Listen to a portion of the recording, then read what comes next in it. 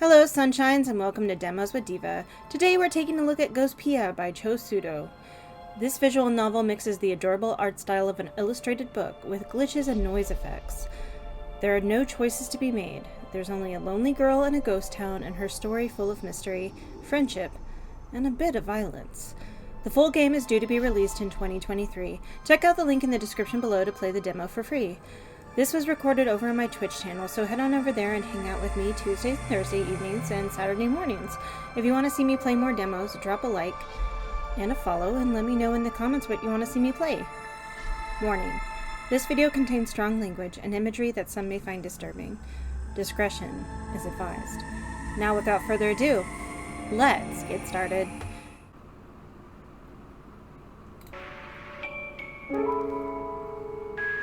Hello, hello. It has been a while. I've had a bunch of family appear. Oh, no, wrong one. Trying to fix my camera. Nope. Let's click on face cam and just move me up here. Or should I move down here? Right under trial version, so we all know what we're looking at. But yeah, we're gonna be playing some demos today. But before we get started on that, sorry, I'm messing with audio and stuff. Not only was I surprised by family, but I've also been reading a lot. So I finally finished all 5 Lockwood & Co. books. And then, I had these 2 books by F.T. Lukens. I had In Deeper Waters and So This Is Ever After, and I read both of those. So This Is Ever After is my absolute favorite out of these 2 books.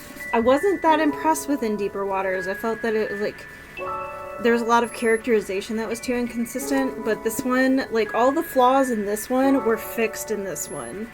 Like, it was fantastic. But right now, since I finished both of those, I've moved on to Loveless by Alice Oseman, and I'm only like a quarter of the way in, so I don't have an opinion on it yet. Other than it's kind of moving pretty slow for me, so we'll see how I feel once I finished it. In the meantime, today we're going to be doing some demos. Do not like how the visuals are really. Oh, it's a controller thing. It's been so long I don't know where my controller is. Yeah.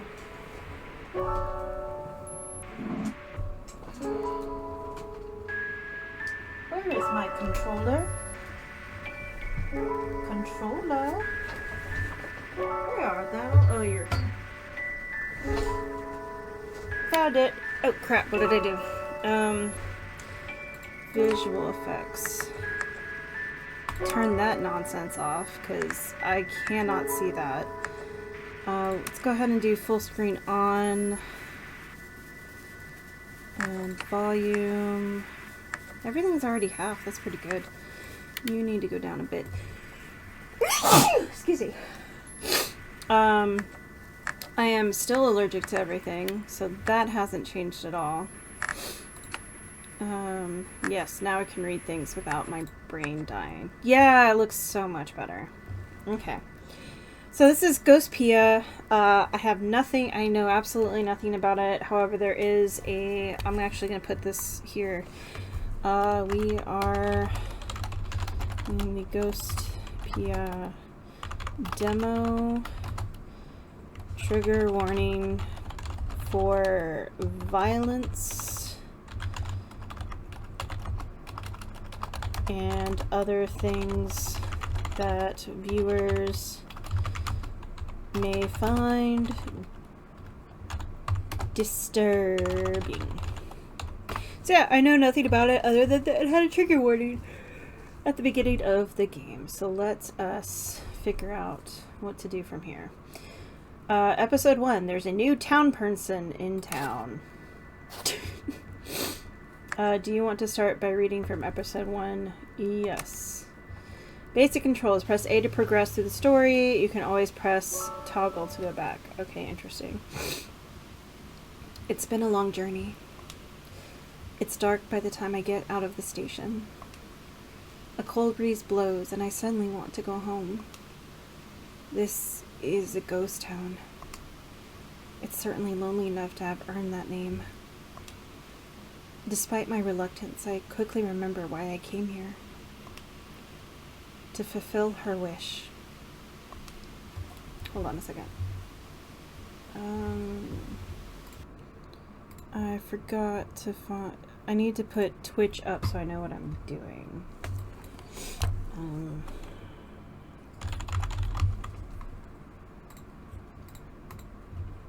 Yeah, because it thinks we're playing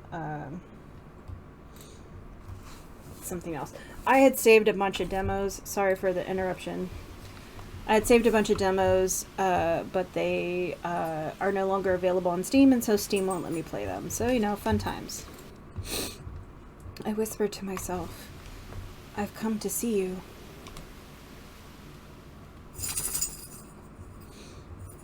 Yes, ma'am?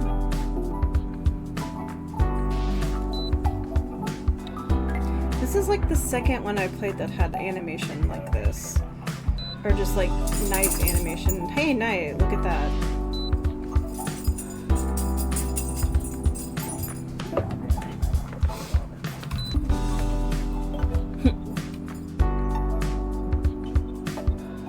So are all these people ghosts?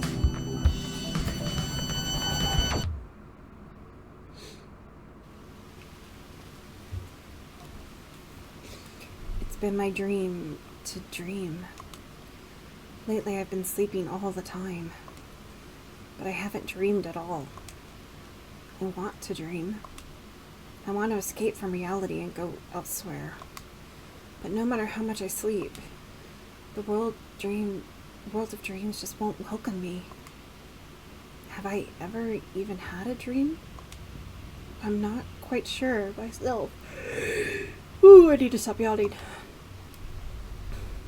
And thus, I am on the precipice of awakening. My body slowly floats up from the darkness of dreamless sleep, reminding me that I do have a body, and I'm not just a part of a puddle of dream goo. But I want to sleep longer. I grab a hold of sleep's tail and try to sink myself back into the goo.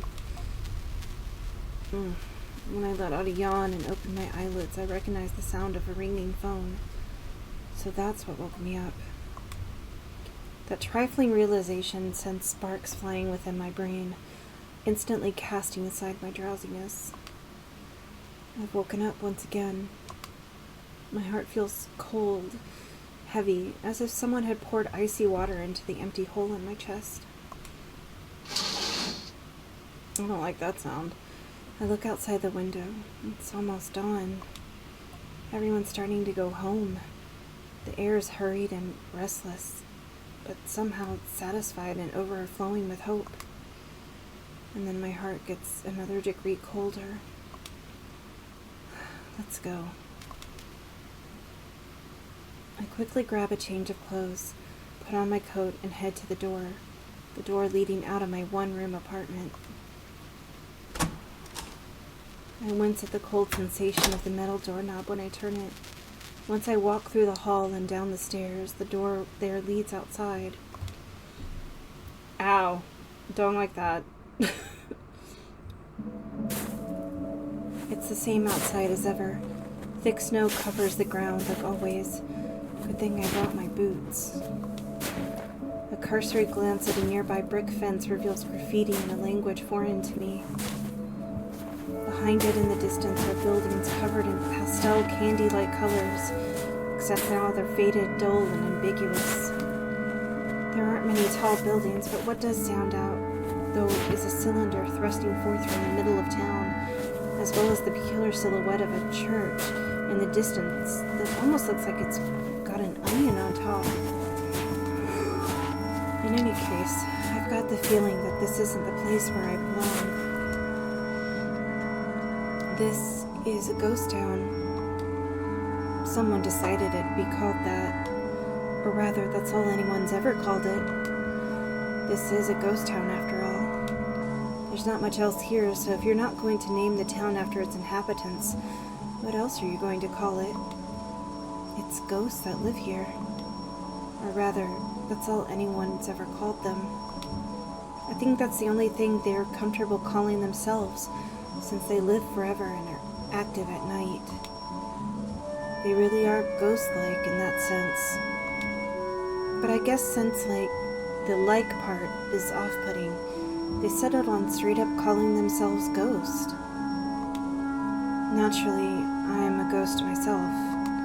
As dawn breaks and the ghosts go home, I head out into the ghost town. The horizon's starting to turn blue, so I'm sure it'll be dawn soon enough. I love this time of night, especially the sky. It is really well done. I do love the artwork. I do realize that I'm kind of basic for liking something so commonplace as the sky, but watching the pitch black expanse gradually fade to navy and then to blue makes me feel somehow both excited and relaxed. Stop yawning. Oh, there we go. I take a step forward and get confused. Why was I sounding so gloomy? I often space out and lose track of what I was thinking. I've been like this for longer than I can remember. I feel like a broken machine. If only I could keep these sad thoughts away. Not once have I ever been able to stop them. I start digging through my memory to try to remember what started the gloomy train of thought and walk outside, half asleep. My feet just started walking on their own. Someone once said that the subconscious part of my mind is larger than the conscious one. I pass through the small gate of the similarly small apartment complex. Stop freaking yawning. There are many footprints left in the snow, but they're all footprints heading home in opposite direction that I'm headed. It seems like the lonely thought has set my memory into motion. I remember now. Once again, I failed to dream. Then I got a phone call from that girl, which woke me up. I couldn't sit still, so I went outside. Huh? I wish I didn't remember that. But I suppose when you forget something, it's human nature to try and remember it. The need to remember may not be at the top of the hierarchy of needs, but it's definitely pretty high up. Well, whatever, it doesn't matter. It really doesn't, I mutter to myself as I tread through the snow. When I reach the road, the snow has already been cleared, making it much easier to walk. There's not another soul on the road, but I can feel the gazes of the ghosts from inside their buildings. I can say I like it, but it's better than seeing them face to face. There are many ghosts in this town, but as someone who currently doesn't have any friends, my one and only hobby is to walk around town early in the morning like this. It's nostalgic, melancholic, and yet somewhat exciting. That's how I always feel when I go for these walks. I walk through the shabby backdrop of the city streets until I turn the corner, and the scenery changes ever so slightly. I reach the plaza in the middle of town. There are benches placed here and there, as well as the signboard of a cafe with a full view of the plaza. But it's not exactly a place with a calm, relaxing atmosphere. And that's due to the overwhelming presence of something that's the opposite of calm and relaxing. The thing that killed the entire town. In the center of the plaza is an indiscernible stone wreckage of what probably used to be a fountain, and sticking out of it is a gigantic metal cylinder with fins. It's been here for ages. Its silhouette is simple and clear. So too is its purpose. Destruction. Complete and utter destruction. There's no mistaking it. It's a missile. I have no way of knowing what sort of missile it is, but the fact of the matter is that it's a missile. Nothing more, nothing less. I don't know how long this town's history goes, but ever since it became a ghost town, the missile's been there, apparently. Since it hasn't exploded, it's probably a dud. Or the town is trapped in like the exact second before it exploded and killed everybody. And strangely enough, the missile is packed with the names of the town's ghosts etched all over its surface, like some sort of memorial. Naturally, my name's on there too. I have no memory of writing it there, and yet there it is. Like a signature on a shady contract I've been deceived into signing.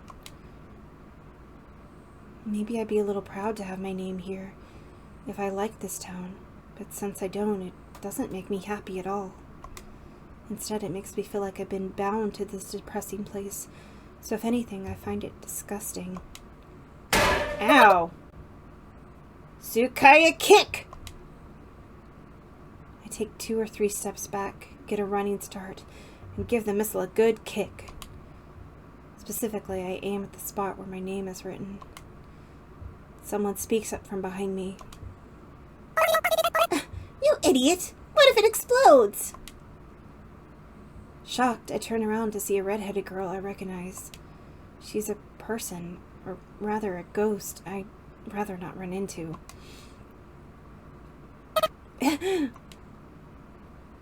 That's one thing I haven't forgotten. What? It's not like I did anything. She may not have done anything, but I have, so I don't know what to say. Obviously, I'm not expecting her to do anything in retaliation, and it's not like I hate her or anything, but I don't know if what I've done maybe was some kind of taboo? I mean, you kicked a missile, child! Ow. So all I can do is let out a pathetic groan. Hey, wait! I turn around and make a break for it. I run shamelessly, waving around my arms.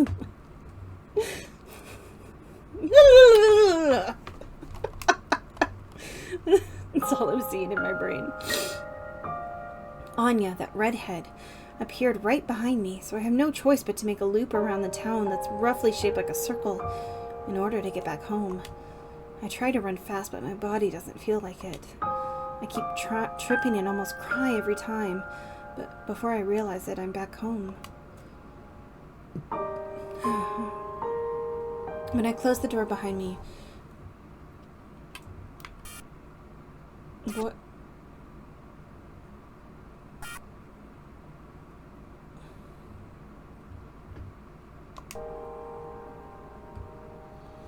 I finally snap out of it. I can almost feel the wind blowing through my stomach. Okay, that was...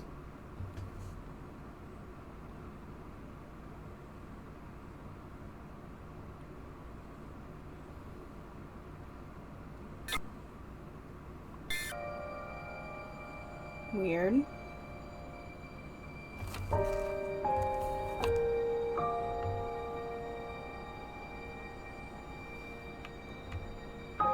Okay. Now that I think about it, I haven't eaten anything in a long time. Well, it's not like I'm going to die or anything. I am a ghost! When I toss my coat by the door, it starts melting from the bottom hem up. Oh, well, like when an orange peel eats through a piece of styrofoam. Well, I live in a town that doesn't believe in styrofoam, so I can't test that, but that's weird. It bubbles, melts, and forms droplets. The boots I toss by the bed melt too, leaving behind useless heels and soles.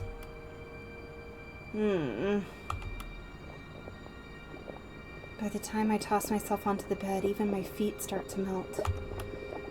Even ghosts feel pain. Once the skin melts off, it exposes muscle that gets dry and stiff upon contact with the air. It hurts.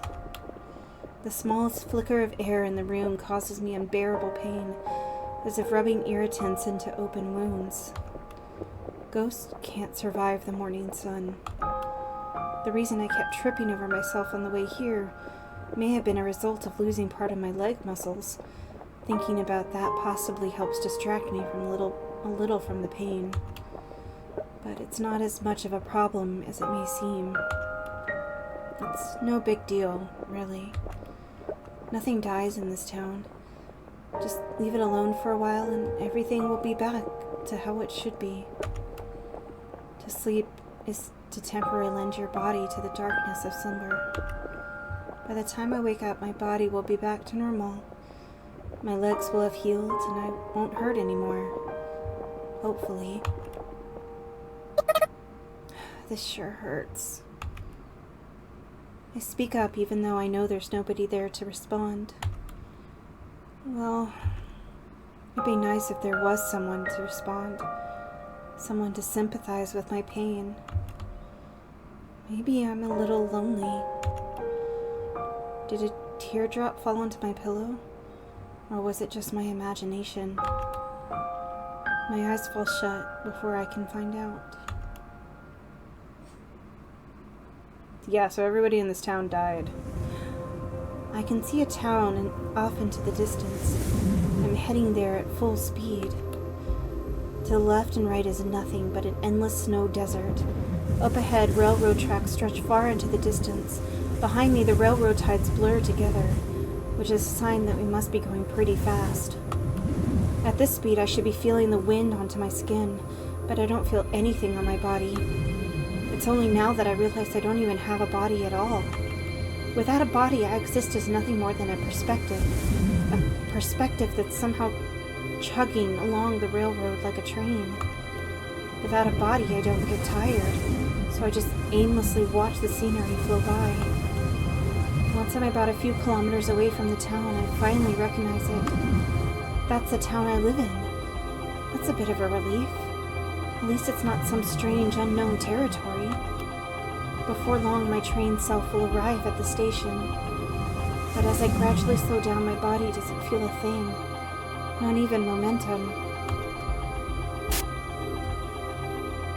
Suddenly, my perspective switches, as if someone had turned the tuning dial on an old analog radio. My new perspective is facing the doors inside of a train. I'm already at the station? The doors open automatically.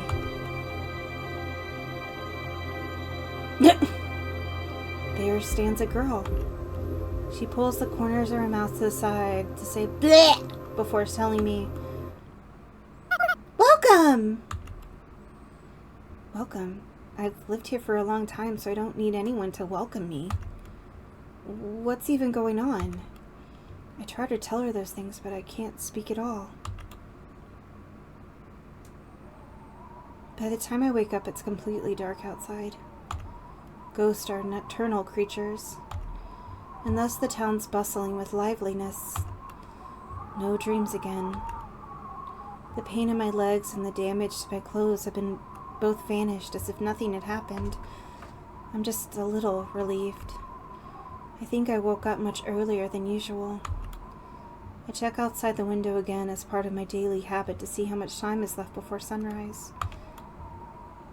We need to talk. Is that what that says? Because I cannot read that. I haven't seen that electric bulletin board before. It looks pretty haphazardly made, too. There's wires poking out and duct tape stuck on here and there. It's probably handmade. It's been lazily stuck on the wall of a building facing my apartment. I've got a hunch as to who put it there. Almost everything in the world can be fixed with a little duct tape. I can still vividly remember her voice, but maybe that's because I actually heard her voice just yesterday. Ring! The phone starts to ring right on cue. I check to see if my socks are on and if my boots and coat are there. I comb my hair with my fingers, but it'll probably just get messy again. It's not like I've got time to fix it properly, though. I'm off. I turn the doorknob and pull hard. What? I open the door. I see a ghost standing in the common area of the apartment hallway. Is she a grown-up child? Or a childish adult? By appearances, she could go either way. But if you ask me, I know she's the former. Or she's a ghost.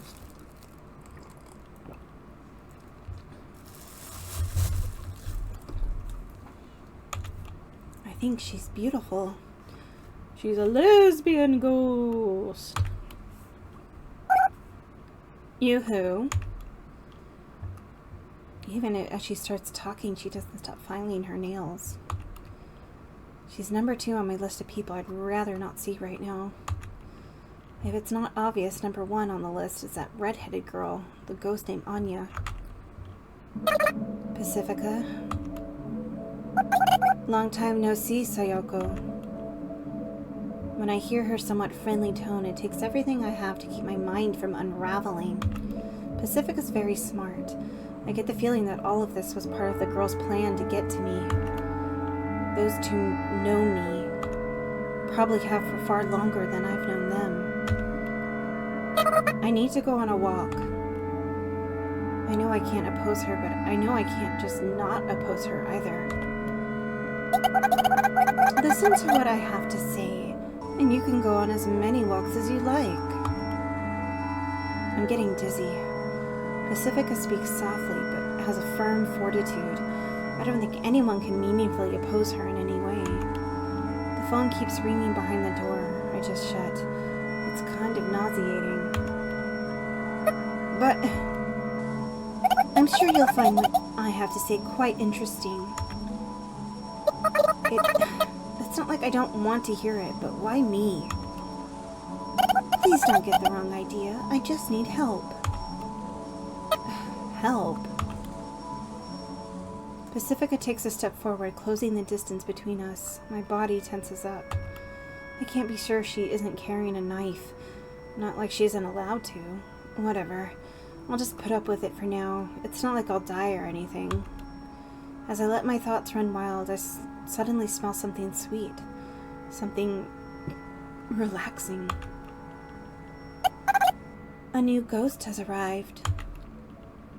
Pacifica brings her face up close and whispers in my ear. It sends shivers down my spine, blowing away both the nausea and the sleepiness. A new ghost? Pacifica's breath tickles my earlobe. The tips of my toes tingle and my shoulder freezes in place. Oh yeah, I guess ghosts breathe too, huh? I mean, not by definition. I mean, we're like in purgatory or something? I don't know. Sorry, I really tried not to yawn. Shh, not so loud. It's still a secret. Don't whisper in my ear. Like I said, not so loud. Pacifica's only whispering in my ear for secrecy's sake, but my ears are so sensitive I can't focus on what she's saying. Okay, I'll listen. I'll hear you out at least. Really? Thank you. I thought you might say that. May I come into your room? Let's have a private talk, woman to woman. Pacifica gently smiles from ear to ear like a flower blooming. I feel guilty thinking that there's nothing about me that deserves a smile like that. I've got an inferiority complex about how I'll never be able to smile like that.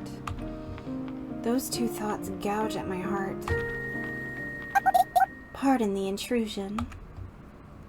Since I haven't locked the door yet, Pacifica opens it on her own, and starts to walk in, but then stops in place. No, whoa. Pacifica? I mustn't forget my ninja manners. Ninja? Before she crosses the threshold into my room, Pacifica places her hands together and bows. What's up with that? I heard that this was a ninja custom. Is that racism? That's new to me. No way. Apparently I'd become known as a ninja in this town without even knowing about it. It's kind of concerning in its own right, but for some reason it feels oddly satisfying to see Pacifica blush. It's a pleasant sight, I guess. You really gotta stop doing that. This nonsense. It's really loud, and it's probably going to keep being loud. Oh. Upon entering the room, Pacifica makes a beeline for the phone and picks it up. I guess we'll save. Alright,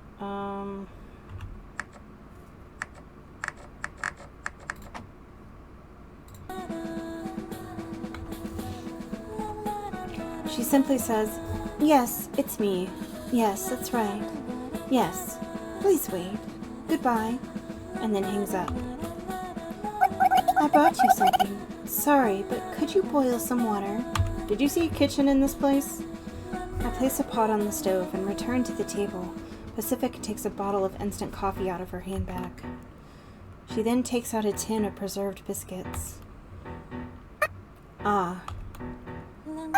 What's wrong, Sayoko? I was thinking that this was what I had for my last meal, too. You mean when Anya made a mess on the crotch of her plain Jane overalls? Probably, yeah. How long ago was that? No idea. Well, I haven't had much of an appetite. It's not like I'll die anyway. My goodness. As I boil the water, I listen to Pacifica scold me, saying that I should take better care of myself, and that it's not a matter of living or dying, and soon enough 2 cups of coffee are ready. She unseals the biscuits and tin with a tug of a pull tab. Seems like a fairly decent meal to me. So, about the new ghost. I didn't realize the town could even get new ghost. Of course it can't, or at least it shouldn't. That's what makes it such a mystery. The town has always had a set number of ghosts, 1,024 to be exact. That number's never increased nor decreased. Nobody's ever said anything about it, but I had figured it was some sort of eternal rule. I don't know if that's a good thing or a bad thing, but I feel like adding 1 more ghost won't make much of a difference. Maybe someone decided 1025 was a nicer number?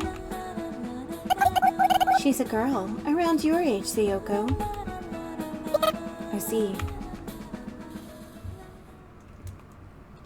For some reason, my heart skips a beat, because I'm a lesbian! A second later, my chest feels somewhat warm, somewhat numb. In one word, I feel fidgety. So anyway, I thought we should try to throw her a welcome party. Pacifica just couldn't resist laughing. It looks as if she had read my mind. It's like she knows me better than I know myself, but does she know what this feeling is exactly? We have to throw her one, especially due to the circumstances. What circumstances? The church is examining her. She'll most likely be tired once they release her, so we'll have to show her a fun time to make up for it. The church. It's a cult! The town's biggest congregation of ghosts. It also serves as a peacekeeping organization. Ooh, a theocracy. Headed by a priest, they do policing and politics, and thus the priest is more like the town mayor. Or God!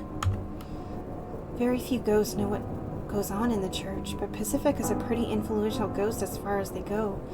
So I guess she got that information from an inside source. The church still does things like that, huh? Some sort of immigration inspection, I suppose? But is it really necessary? It sounds like they're just doing it because they want to. I hate the church. Particularly their attitude. Even after the townspeople became town ghosts and overcame death, the church still wants to control people under the guise of politics. The church, religion has no place in politics! Personal opinion. Well, fact, but you know. It's almost like the ghosts are pretending to be alive, and it's so forced. I feel like there's other things that bother me about them, but the anger makes my head feel hazy. Like, yeah, my head always feels hazy, but you know what I mean.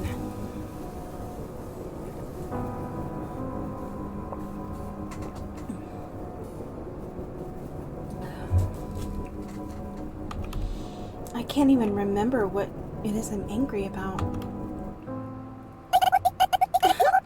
You still hate the church, I see. Well, I do too.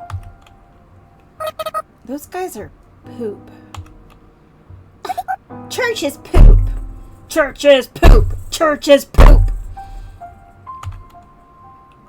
Poop is church!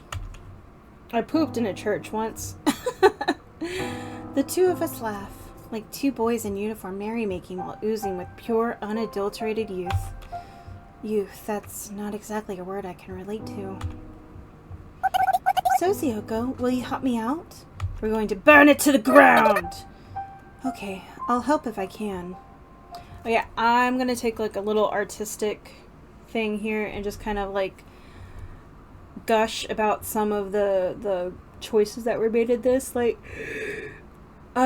it looks like it's a mixture of colored pencils and oil pastels. But what really gets me is the blue undertones of everything. Like, the walls, like half the walls are blue. There's, the detailing in the door is blue.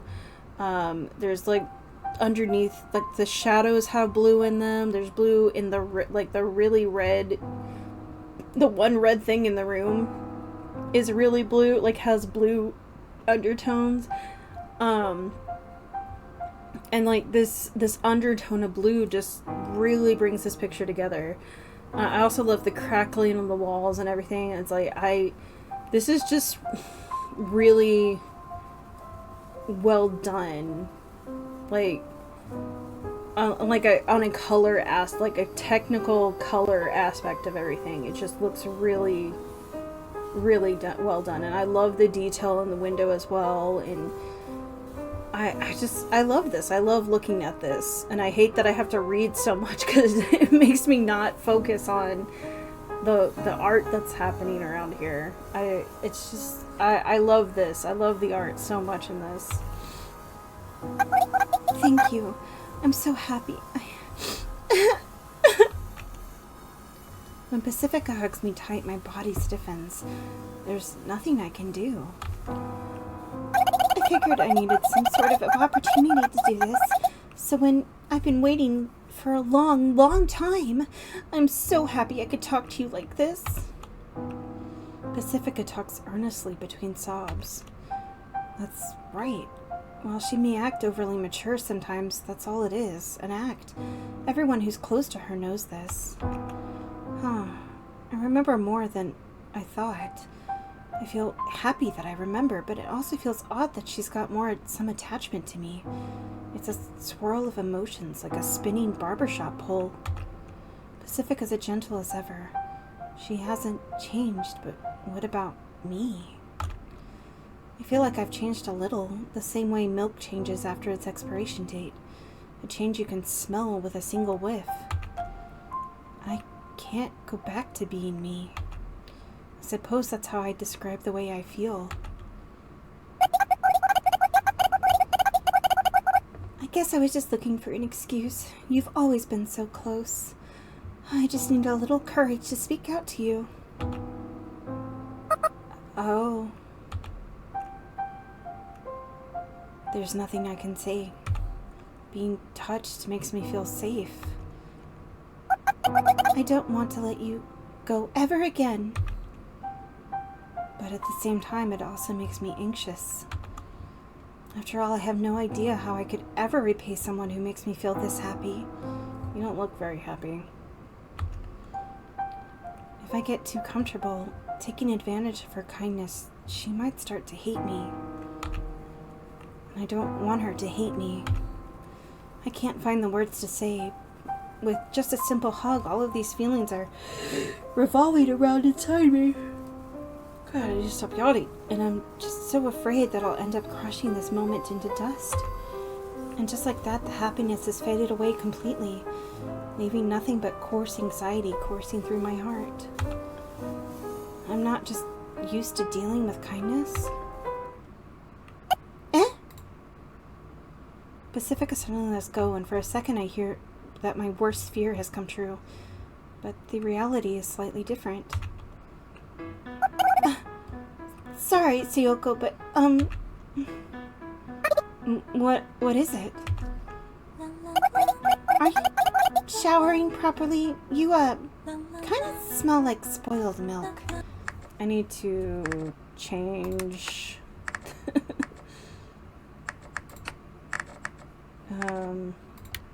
yeah. That's fine. Why not?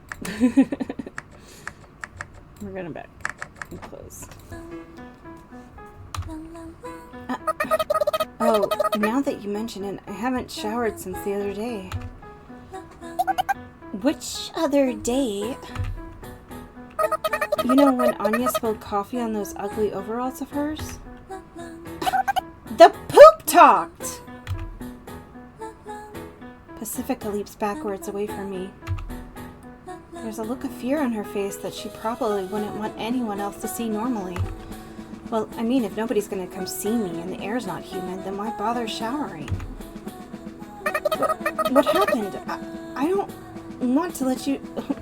What happened to I don't want to let you go ever again?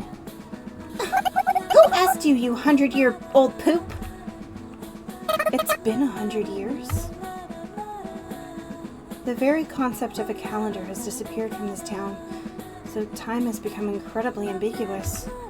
Individually, a day is simple to track, but as the days pile up, it's impossible to keep track of months and years. You'd have an easier time counting the sand in the desert or snow surrounding this town, one grain at a time. If you think about it, I suppose it's not normal to go this long without showering, huh? Maybe I really have changed. Am I trying to reclaim myself? Take a shower, now! Okay! My fear of being separated from Pacifica turns into a fear of Pacifica herself. I stop thinking, grab a towel, and head to the bathroom as quickly as possible.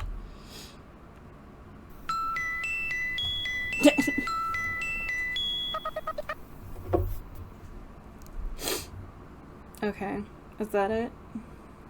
It's almost done. I don't think I've ever gone outside around that time before. We started this game that way, though. The snow seems a little soft and hard to walk on, perhaps due to the rising temperature. Ah, Sayoko! Pacifica. Looks like I wasn't the only one called here. See, I guess that makes sense. The time has come. Is it done? I wonder. I can't wait. Pacifica nods and weighs her words for a while, and then... If you can't wait, then let's hurry! Hey! I chase after Pacifica when she breaks into a run. It's my first outing at dawn. We dash as if swimming through the pristine air. Main Street looks so different compared to how it normally does. It's like a quiet, still pond. And just as how a skipping stone makes ripples in the still pond, our footsteps and Pacifica's laughter break the silence. I'm excited. Not that I mind, but why are you out of breath? We take one turn off Main Street and reach a workshop garage. Anya looks at us as she sits on the garbage can placed in front of the closed shutters, swinging her legs around. Oh, hiyo. Oh, guten Morgen. You look more Russian than German. Huh? The two of us laugh when we see Anya's confused face. Anya looks to be about my age, so I don't use formal words with her.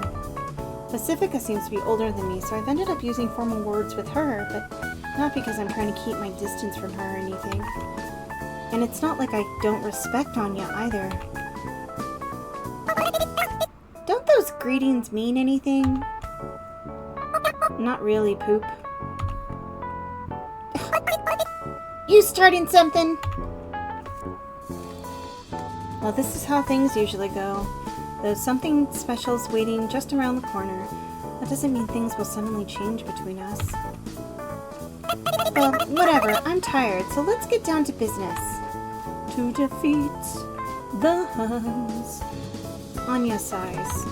Her face does look a little tired, and her posture doesn't show any enthusiasm at all, either. So it is done. Is it done, or is it not? What do you think? The way her eyes light up with confidence already spoils the answer to that question. It's done! It's done! I did it! I did it! Want to see? You want to see it? I want to see it. I grab Anya by the shoulder when I say that. We have both lost our cool. Anya chuckles to herself and pulls a remote out of her pocket. Time for the big reveal! Clack, clack, clack, wee, wee, gashonk. The shutters open, revealing a large box-shaped silhouette inside a dark garage. Ta-da! It's beautiful. There it is. Our hope. Our first weapon. This one's for the books. A squarish armored vehicle. At least that's what it probably is. Wow, that's amazing, Anya. Indeed, I'm impressed. I'm gonna give you Jessie's voice from now on. We walk inside the large, spacious garage, storing the armored vehicle and padded frame. I'm not a car person, but I can tell that it's a reliable machine. The armor looks like it could deflect a few bullets, and the big fat tires look like they could handle any terrain. There's even 6 of them. Are there? I doubt you could get anywhere in the snow desert surrounding the city without something like this. Well, it's an honor to hear that. Thanks. Ani is an apprentice at the local town repair workshop. Although I feel like this is the first time her career skills have proven useful to us since we first got to know each other. I didn't think a repair worker like Anya would create something so impressive. Looks like a warthog. It's amazing. That's all I can say.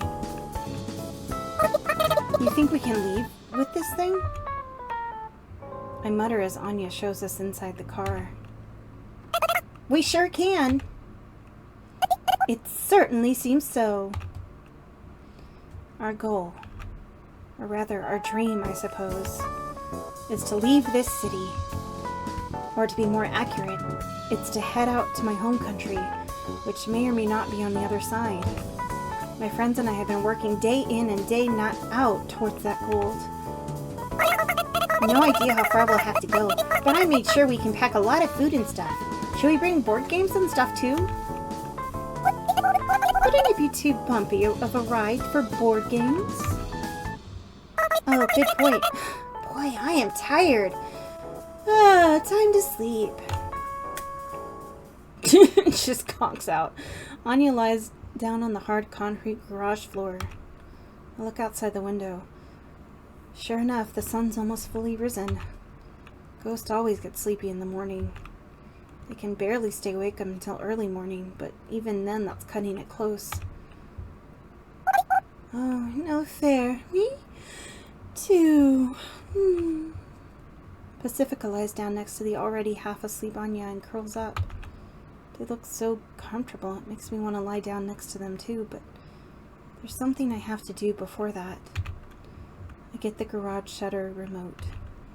I also pick up a thick blanket that Anya must have gotten ready for this little sleepover. Hey, come on. It's gonna be cold if you just go to sleep like that. It's not like ghosts can catch colds, but they do feel cold. And even though they're wearing coats, the floor is likely to grow cold. Ugh, stop yawning.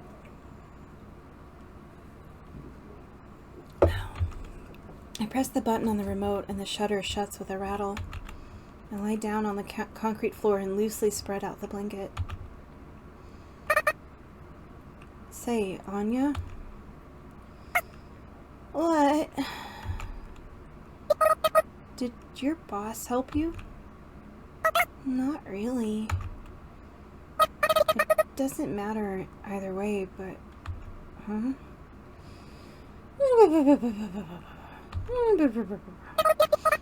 Are you pretending to be asleep?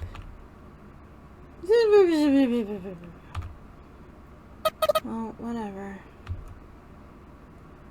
We share our warmth underneath the blanket as we drift off into sleep.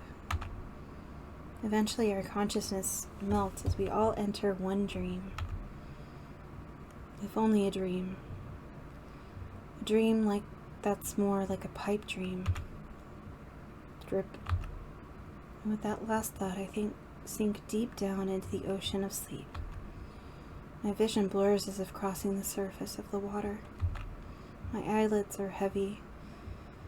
So heavy they start to sink. They start to sink by themselves. But right before they close in the sliver of my dim vision, Conglomerate National. Who's that? We walk around the street at night. In other words, during peak ghost activity hours. I never thought I'd walk around the streets underneath a pitch-black sky again. You don't have to be so nervous, you know. Sorry, but what? I can't find the words to continue. Our conversation fades into the air like smoke. Once I finished taking a shower, Pacifica said, "Let's go to the station." I'm not sure going there will help us prepare the welcome party for the new ghost. The fact that the station's such a far walk away from my home doesn't help my enthusiasm either. My worst fear turns out to be accurate. Every ghost we come across gets out of the way when they see us. Or rather, when they see me. And it's clearly not out of kindness nor respect. The ghosts fear me. Complex emotions weigh down my heart. Resignation, I don't blame you. Sadness, don't look at me like that. Indignation, you're already dead. What do you even have to fear? I hate this. Unable to describe my jumbled feelings, I say something embarrassingly ambiguous. I don't know if I should be apologizing, but I'm sorry. No, I wasn't blaming you or anything, Pacifica. Though Pacifica smiles, her eyes narrow. A sign that I haven't cleared up the misunderstanding. I curse my poor language skills. Please stop doing that. Can you hold my bag? I nod absent-mindedly and take Pacifica's hand back. The station's pretty big. It must have been an ostentatious building in its heyday. It's hard to imagine what it used to look like now that it's an abandoned wreck. Most of the lights are broken, so it's incredibly dark inside. It's not impossible to walk here if you try hard enough, but it makes me wish I had a light. The few lights that remain intact are enough of a hindrance that your eyes can't adjust to the darkness, so anything that's in the shadows is completely dark. Pacifica strikes a match and lights an old-fashioned lamp. Pacifica's rich enough to buy high-luminance LED lamps or expensive high-powered wearable lights, or at least I think she is, but for some reason she's using a lamp. Has she always been like that? I don't remember. I feel like there's a memory like that locked away somewhere in my brain. It feels odd, but it doesn't matter. The station appears to have been a terminal. At least that's the conclusion I've come to, seeing as all the railroad tracks only have come in from one direction. It seems kind of fitting for a ghost town to be a dead end. At least that's what I think. I follow behind Pacifica to the front entrance of the platforms. There's not a star to be seen in the sky above the cracked ceiling. I see a single point of light up ahead. It sways slightly.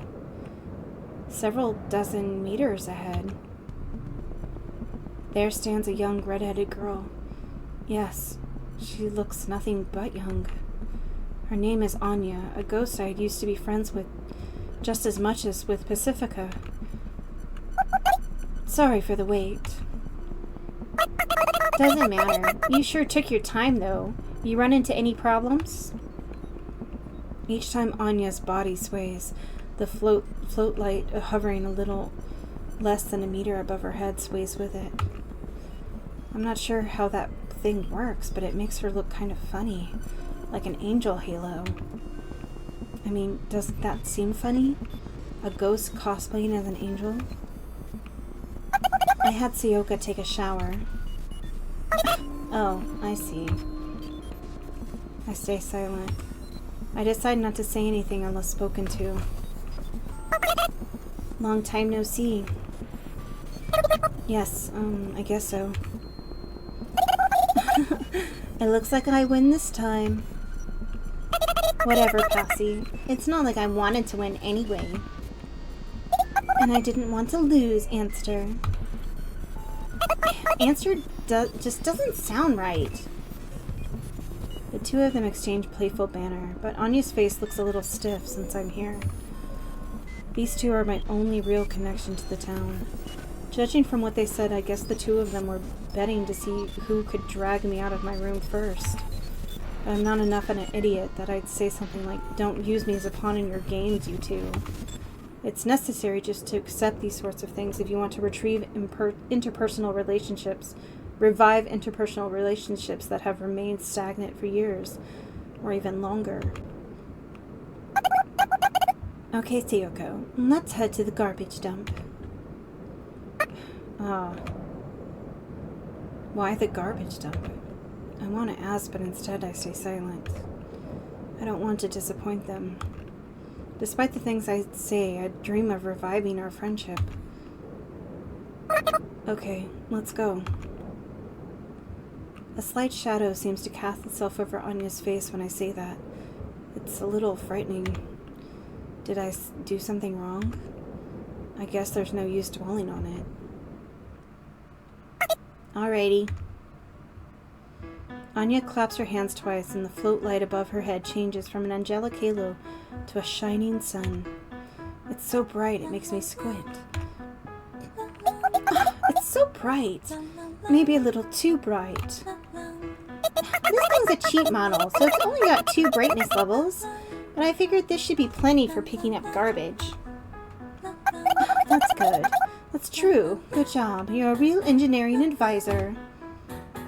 I don't mind being an engineering advisor, but why don't you just shop around at stores? Don't you have money?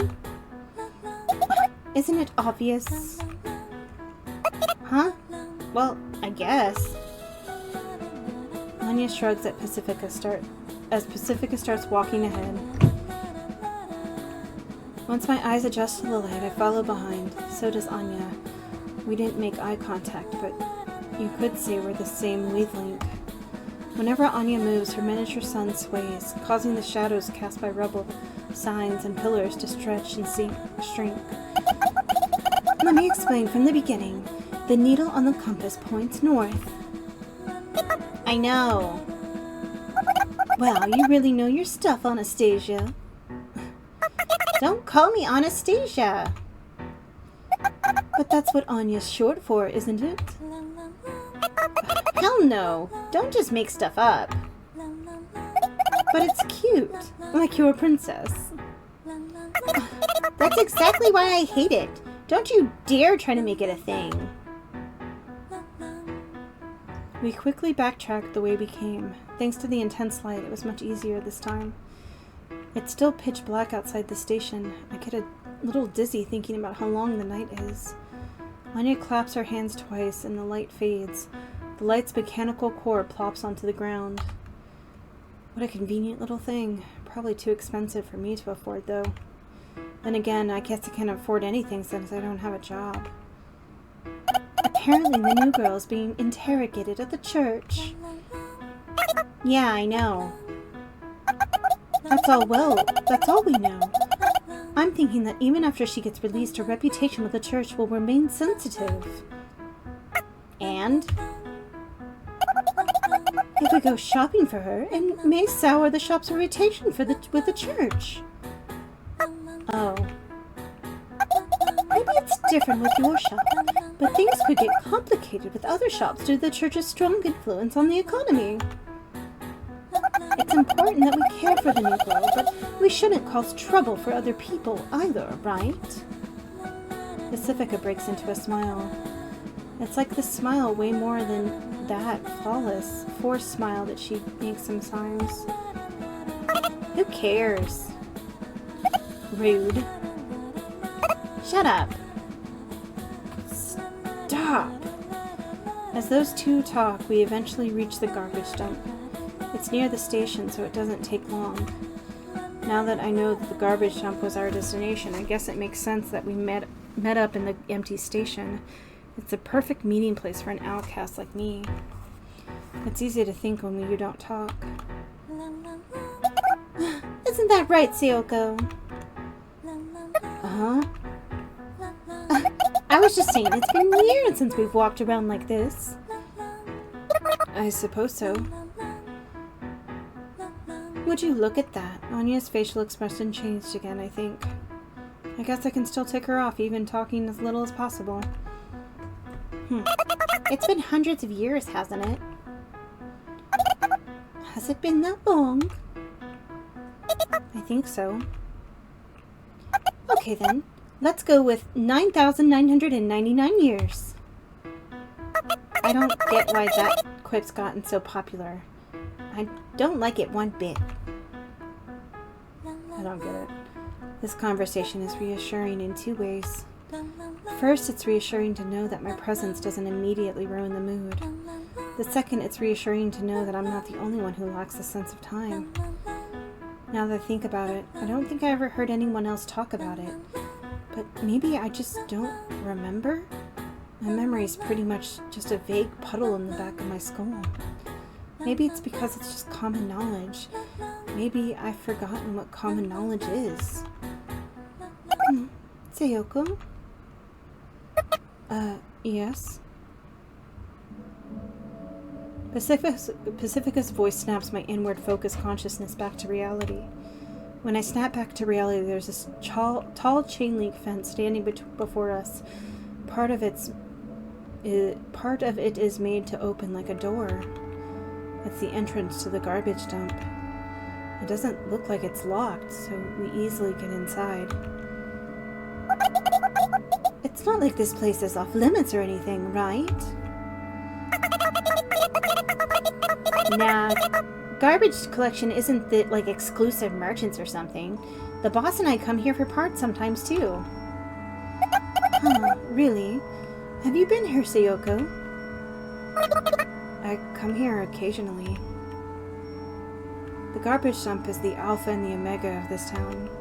From garbage you come, and to garbage you shall return. It's almost like the opposite functionality of a real garbage dump. Ghosts can't keep more than what they need. Any excess, be it accessories or furniture, suddenly disappears when forgotten. And just as suddenly, those things appear here at the garbage dump. That's why this place might not actually be a real garbage dump. It's the same thing with ghosts. We just happen to call them that. But nobody knows if that's what they really are. But they still exist regardless. Oh, it's so hard to find footing here. Get organized. That's a tall order for a garbage dump. Anya turns her light on again, and we carefully trudge over the piles of garbage. Garbage tends to end up in clumps of related items, so with that information in mind, we look for conspicuous party goods like streamers or colored pens. I find some sort of canned fish at my feet, so I pick it up and put it in my pocket. The can has the same sort of design as the biscuits I just ate, so maybe it's from the same manufacturer? That's right. Even food is part of the cycle. Everything cycles back around to this garbage dump. The can of biscuits we just ate is probably back here too. Biscuits and all. All of the shops Pacifica mentioned collect items for the garbage dump to process and resell. Ghosts rummage through the garbage dump and live modest lives based on their needs, just as they always have, and probably how they always will, too. You could say that for ghosts, this place is a bountiful ocean, and I suppose that might be why it's relaxing to come here. Here you can find anything as long as it's not living. I feel like I've heard something like that somewhere before, but who was it that said it again? Ah! Sayoko! I can hear the clattering of metal as my body starts to feel like it's floating in the air. Though in reality, all that happened is that the pile of garbage gave way and I lost my footing.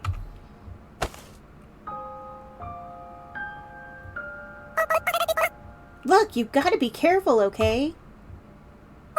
Sorry. Unable to keep up with Anya's sudden movement, the float lamp tumbles into the garbage pile and shuts off. So not only did I lose my footing, but it also suddenly dark, causing me to panic for a second. Anya and I are pretty much the same height, but her hands seem a little smaller than mine. I grip her hand tight and place my feet on solid ground. I keep holding her hand until my eyes get used to the dark. Sorry. You don't have to say it twice. I may have ticked Anya off again. My hands are sweating like crazy. Oh, it's the car! Pacifica murmurs. The fallen garbage reveals what was hidden underneath. Jutting out of the pile of garbage is a rusty station wagon. There's no way this is a stable footing. The car thing was a whole ordeal. It took until morning to work on it that one time. Only now does Anya look at me in the eyes as if peering into them. Her green eyes glow gently like beautiful emeralds. Her hand starts to feel warm, though I guess it was always warm, and I'm only now noticing it. I relax just a little bit. What car? With one careless word, I extinguish that light. The warmth in my hand quickly fades. Though that shouldn't be a surprise since she had shaken off my hand, exposing its damp surface to the cold air. Don't you remember? Even you should... No, wait, I remember. Honestly, we tried to leave by car, didn't we? I'm flustered. So flustered I get dizzy. I frantically search through my memories for what I should know, for what I shouldn't ever forget. I remember what happened in the end to we all. You really are Sayoko, right? Of course I'm me. I haven't changed. I'm me, I think. But am I really? There's no way that I can't be me, right? But for some reason I'm not so confident. I'd be confident I had something to prove my own identity, right? It's no use. My thoughts keep spilling out like snowy sand. What does Sayoko change into something else if you leave her alone? Like cheese? Pacifica gives off a somewhat exaggerated laugh, as if to say, well, she did smell like spoiled milk. If Pacifica didn't come to my rescue there, I probably would have kept on panicking forever. Huh. I'm sorry, that was really out there. No. I should apologize. We all tried to leave town together, didn't we? We used that car that you remodeled. Sorry, I keep spacing out lately. I regain enough sense to avoid talking about what happened in the end. I was able to remember. I guess memories are no exception to the rule. Everything forgotten returns to this garbage dump. Perhaps even forgotten memories. That's right. We tried to go to the other side. Pacifica points to the ever-expansive snow desert. The garbage pile is pretty high, so you can see far into the distance from here. Right. That's why Anya remodeled the car. That was amazing. Well, my boss helped me with pretty much everything for that. I guess we're not going to touch the topic of what happened afterwards after all. Though I guess that's for the best. I wonder if anything's on the other side. Maybe there isn't anything. But maybe there is. Well, we'll have to go find out. The snow desert softly sparkles as it reflects the town's lights. We all look at it silently. So, about the new girl. Pacifica breaks the silence. I hope we can get along with her. She sounds somewhat sad, but not reluctant. Lonely. Yes, that's the word. That's how I describe the look on her face. I'm sure she'll be nice. Don't worry. It'll be fine. I really wish they would stop with the static. Anya speaks up as if to assuage her concerns. She's got a similar look on her face. It makes me worry if I should too. Hold on.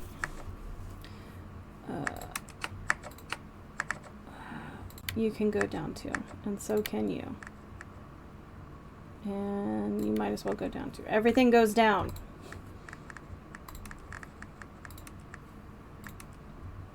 Okay. This is cool. There's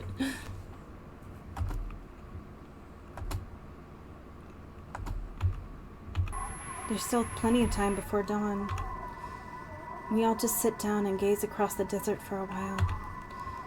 I can't peel my eyes off the black and white horizon. It's almost spellbinding. Maybe we're on an island. A small island in the middle of a white snow desert sea. Help isn't coming. Because beyond the sea, civilization has already fallen. I smile at the strange thought. A smile of relief, even though the thought isn't relieving at all. I can sense Pacifica smiling, and eventually Anya smiles too, as if unable to handle the peer pressure. I guess it's obvious that I'm smiling, but it doesn't feel bad at all. I try to play it cool and keep staring out across the sea. The other two watch as well. It's a beautiful night. We may be sitting in piles of garbage, but it feels like a beautiful night nonetheless.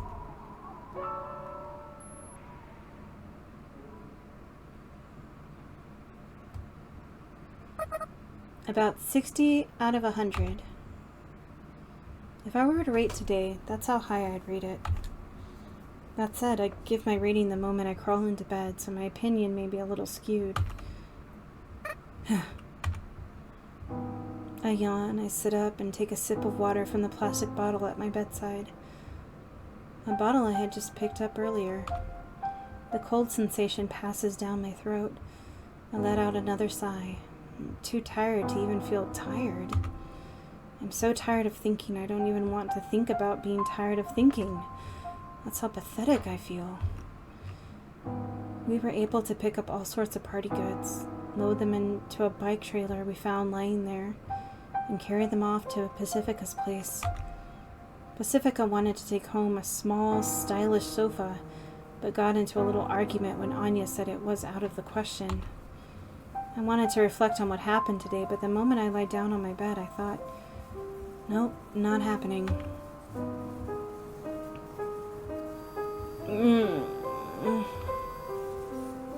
I try stretching, but to no avail. It only makes it worse, if anything. The intense sleepiness quickly crushes my consciousness. So quickly I don't even have time to think about what crushing a consciousness means. Good night.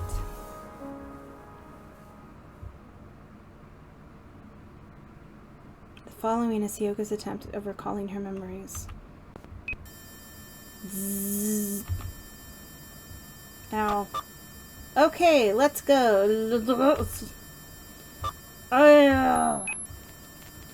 The red-headed girl steps on the gas. The car starts. An angry man in priest robe glares at the car from behind. I'm living in his honor! The girl with blonde hair and the girl nuzzle their faces against each other. They're very close with each other. Look at the town girl! Ow. Zzz. Another memory. In the middle of the snow desert. 3 girls. What did you do? Who did that? Say over behind here. Why are we here? Gunshot. Am I here next? Sorry, but you gotta quick or... Gunshot. Yet another memory. An awfully vague one. Zzz. The black-haired girl arrives in the middle of the plaza, dragging 2 corpses behind her. The corpses of the blonde girl and the red-headed girl. Someone, help me! The crowd gathers in the blink of an eye. Brawny men surround the black-haired girl. The red-headed girl and the blonde girl arrive on the scene, perhaps having revived at the garbage dump. The crowd makes way. The red-headed girl vomits. The blonde girl pats her on the back and breaks down crying. The corpses wither away without a sound. They mummify and fast forward, leaving nothing but bones. The men lunge the black-haired girl. Zzz. End of memory. The plaza is covered in blood of ghosts. That's apparently what happens to ghosts when they die. Their fleeting corpses quickly begin to wither away. They grow cold from the head down. Ooh, ooh, ooh. I can't believe a beast like roar coming from my own mouth. Even if I try to keep it in check, the rough breathing keeps spilling out. It irritates me. In retaliation, I trample on one of the broken-necked corpses at my feet. A barely intact neck makes a nice squishing sound when I stomp through it onto the ground.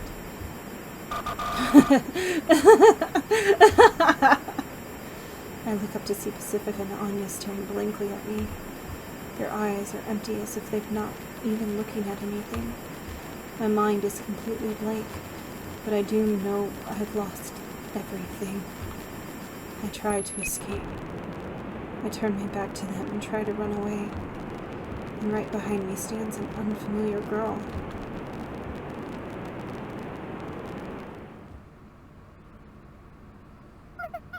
You must be lonely. Lonely. That's what the girl said. That's the one word I wanted to say more than anyone else. I feel as if I cried. Maybe I really did cry this time. But before I can check, the dream ends.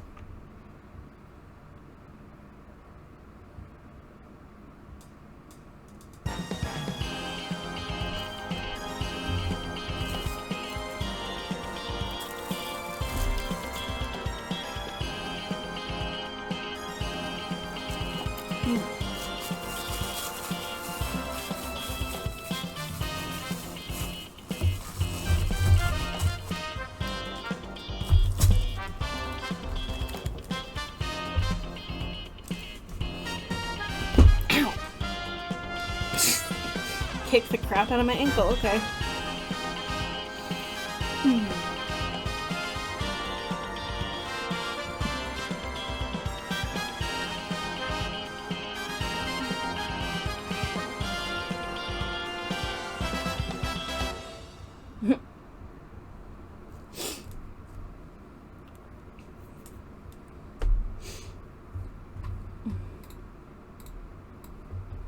Nope, that's not what I wanted. That's what I wanted. Alright, everybody. So that is Ghostpia, Season 1. This is the demo for that. So I guess we could potentially play the next one, but honestly, my throat is feeling it. So I think I'm gonna call it for today. I really liked the artwork. I think the artwork is phenomenal for this game. I think the animations are really well done. I'm not too excited for the story.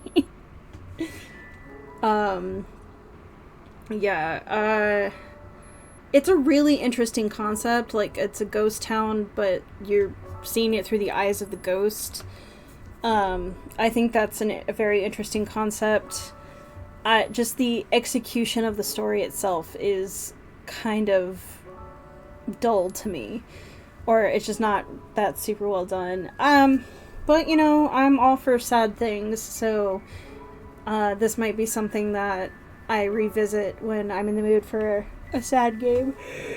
There was some humor to it, which, like, you always have to have humor to break up the monotony of the sad stuff. Otherwise, it's just boring from the start, from the ending. You can't be sad all the time, okay? And that's coming from someone who has chronic depression. So, you know.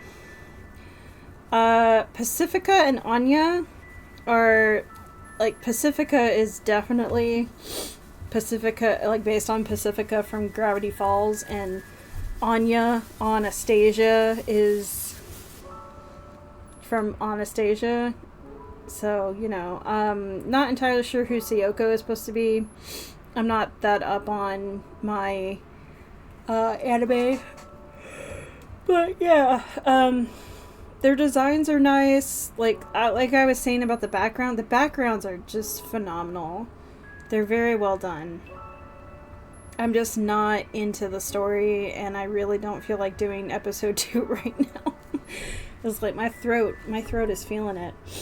But yeah, that's it for today. Thank y'all for joining me, and if you guys want to see me do some more demos, I will be coming back on Saturday to do some demos before we start a new series on Saturdays. I haven't decided what I want to do for Saturdays yet, but once I do, I will let you know. I'm really leaning toward doing Little Witch, but I have to do some Little Witch catching up before I do, before I start streaming it. So yeah, we'll do some more demos on Saturday, and then we'll be back next week, Tuesday and Thursday, and Tuesday, Thursday, Saturday, until whenever. So, stop yawning. I really do stop yawning. Anyway, thanks for joining me, y'all, and I will see y'all next time. Bye-bye. Thank you for joining me as I played Ghostpia by Chosuido. This demo is free to play on Steam. If you would like to play it for yourself, check out the link in the description below. The full game is due to be released in 2023. If you enjoyed what you saw, please leave a like, a follow, and ring that notification bell so you know when the new episode drops. Also, don't forget to check out the link to the completely free Discord server to chat about games and whatever else is on your mind. Let's keep the comments chill, so no hate or spoilers, as I'm not above removing those comments and the people who make them. That's all for now, folks, and I'll see you next time.